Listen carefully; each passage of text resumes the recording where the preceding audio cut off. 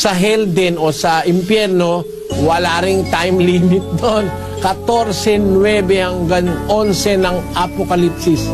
At ang ibang anghel, ang pangatlo, ay sumunod sa kanila na nagsasabi ng malakas na tinig, kung ang sino man ay sumasamba sa hayop at sa kaniyang larawan at tumatanggap ng tanda sa kaniyang noo o sa kaniyang kamay, ay iinom din naman siya ng alak ng kagalitan ng Diyos na nahahandang walang halo sa inuman ng kaniyang kagalitan. At siya'y pahihirapan ng apoy at asupre sa harapan ng mga banal na anghel at sa harapan ng kordero.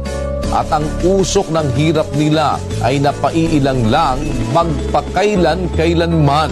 At sila'y walang kapahingahan araw at gabi.